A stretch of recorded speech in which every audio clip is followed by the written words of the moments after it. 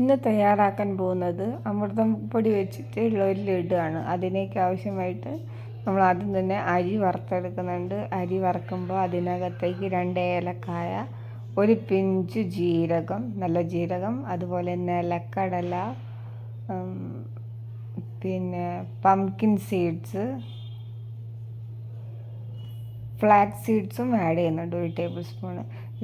എല്ലാം കൂടെ നന്നായിട്ട് മിക്സ് ചെയ്ത് റോസ്റ്റ് ചെയ്തെടുക്കുക. ഒരു 2-3 മിനിറ്റ്സിനുള്ളിൽ നല്ലോണം റോസ്റ്റ് ആയിട്ട് കിട്ടിയിട്ടുണ്ട്.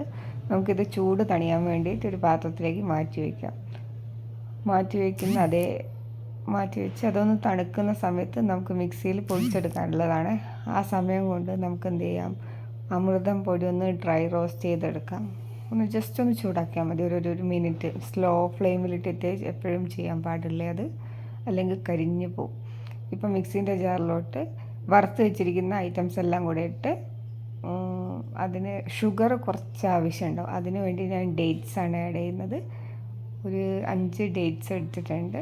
അതും കൂടി ചേർത്ത് മിക്സിയിൽ നന്നായിട്ട് പൊടിച്ചെടുത്തു. അതിനകത്തേക്ക് അമൃതം പൊടിയും അതുപോലെ തന്നെ എടുത്ത എല്ലാ പൊടികളും ചേർത്ത് ഒരു 3 ടേബിൾ സ്പൂൺ തേങ്ങയും ചേർത്ത് കുറച്ച് വെള്ളം കൂടി ചേർത്ത് നന്നായി കൈവച്ച് മിക്സ് ചെയ്ത് അതിൻ്റെ ഒരു പാചകമാവുന്ന സമയത്ത് മെല്ലനെ നമുക്ക് എന്ത് ചെയ്യാം, ഉരുട്ടിയെടുക്കാൻ തുടങ്ങാം.